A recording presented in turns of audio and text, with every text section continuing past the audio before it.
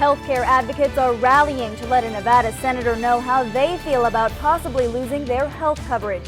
See how Senator Dean Heller is responding to a protest outside a local event tonight.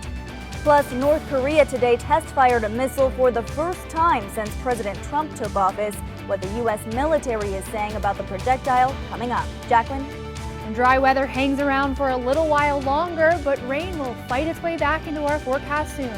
I'll tell you just how long this break will last. News 4 at 11 starts right now. You're watching News 4 at 11 on your side.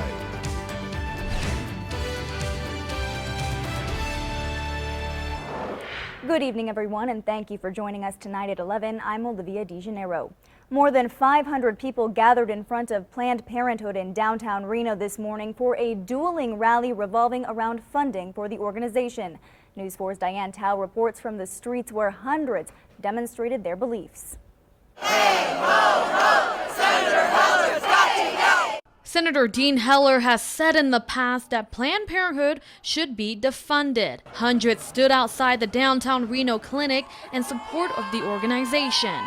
Because Planned Parenthood is a really important part of our community, especially for people without insurance. There were also a few jabs aimed at the president.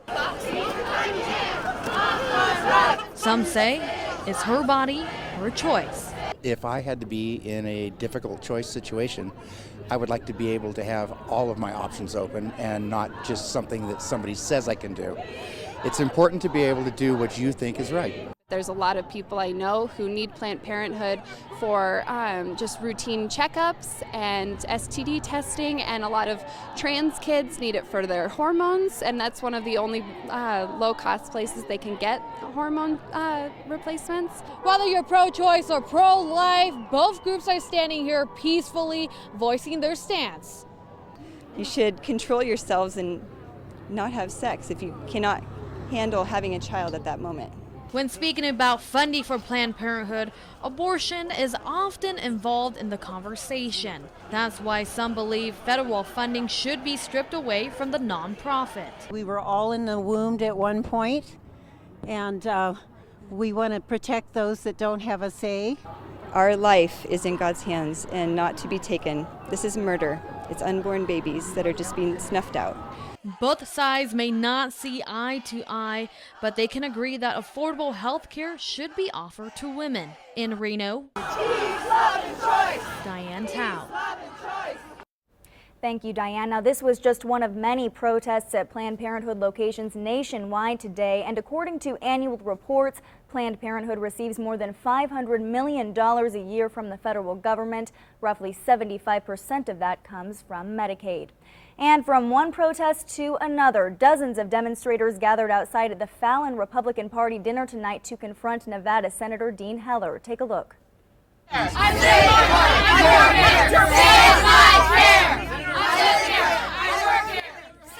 As you can see, the protesters disagree with Heller's stance on Obamacare. They say repealing the Affordable Care Act would take away health care from more than 371,000 Nevadans.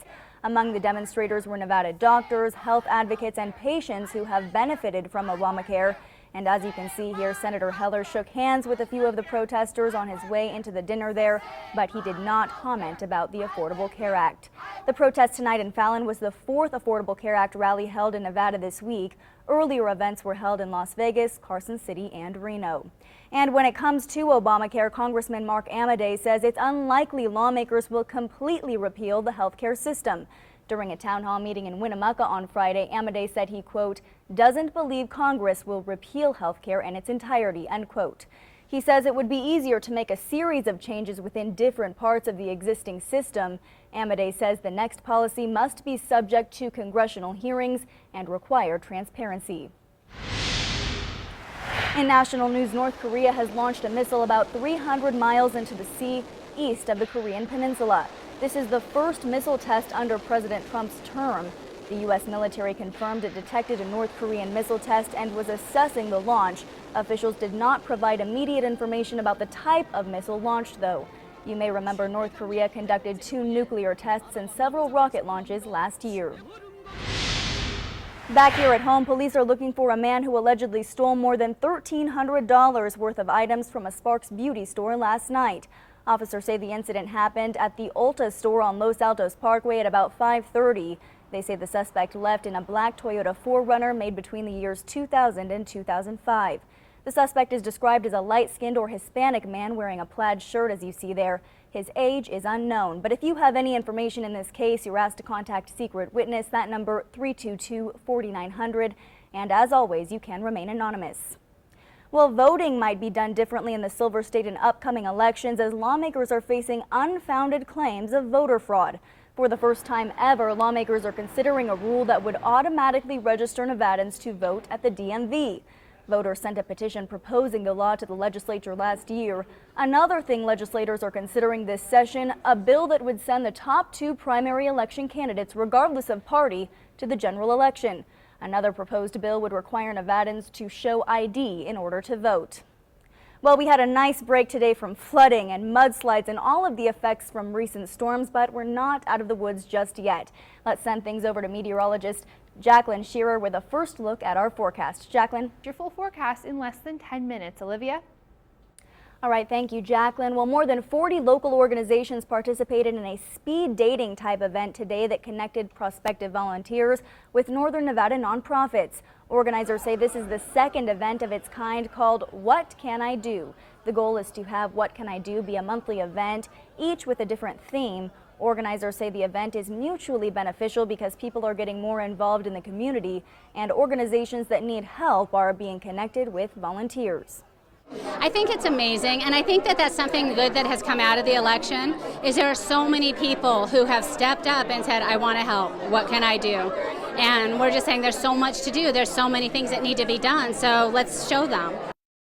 And if you're looking to get involved with a local organization, one of those nonprofits, you can find out how to do so on our website, mynews4.com.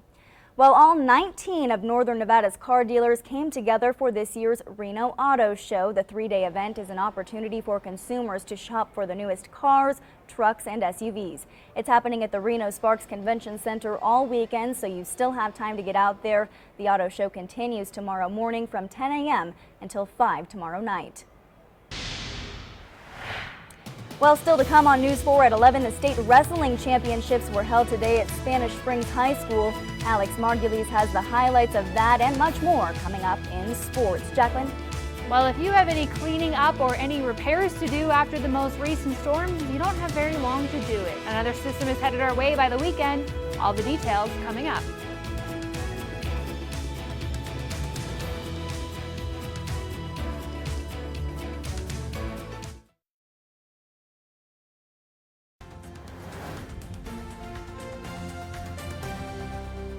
Welcome back, everyone. Well, some animals at the Sierra Safari Zoo in North Reno can't get their proper exercise because of flood damage in their enclosures. The zoo is closed this weekend because water damage has washed out walkways. In fact, the Sierra Safari Zoo has only been able to open one weekend this year because of winter weather. Zoo officials say it will likely cost them thousands of dollars to repair the damages caused during this last storm.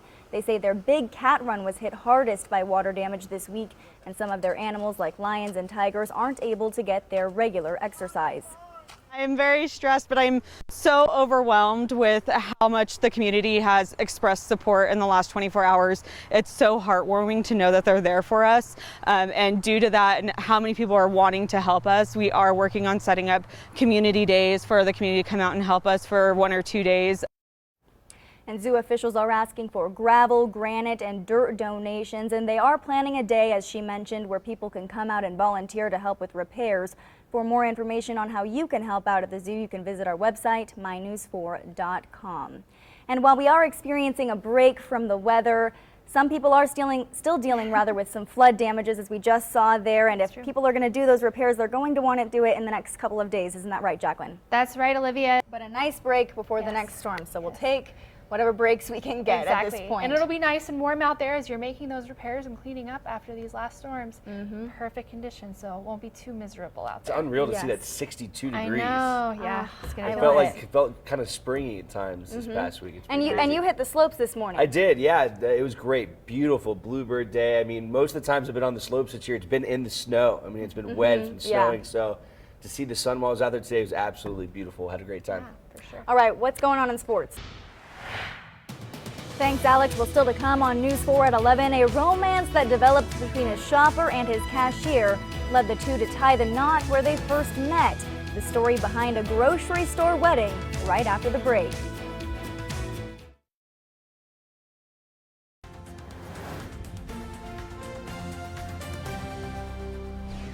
Welcome back, everyone. Before we go at 11 tonight, in one Florida town, residents could crash a wedding just by going to their local grocery store. Mike and Cynthia Gonzalez met at the Brooksville grocery store where she works as a cashier, and on Friday they decided to tie the knot at the Publix store exactly 1 year after their first date. A store manager was officiating the wedding, and Cynthia says Mike was shopping every day for groceries at her store, hoping to get her attention, and after about 6 months, it finally worked. And in an appropriate twist, before the ceremony, Mike paid for his wedding cake at register number 4 and then enjoyed it in the employee break room. I guess you can get your bang for your buck by doing it that way, right? That's true, but I mean, he spent a lot of money going grocery shopping every day for 6 That's months. true. He definitely invested in that relationship. Yeah, he had to save money on the wedding after that. Certainly a cute love story, but a very odd wedding. Yes. Very peculiar.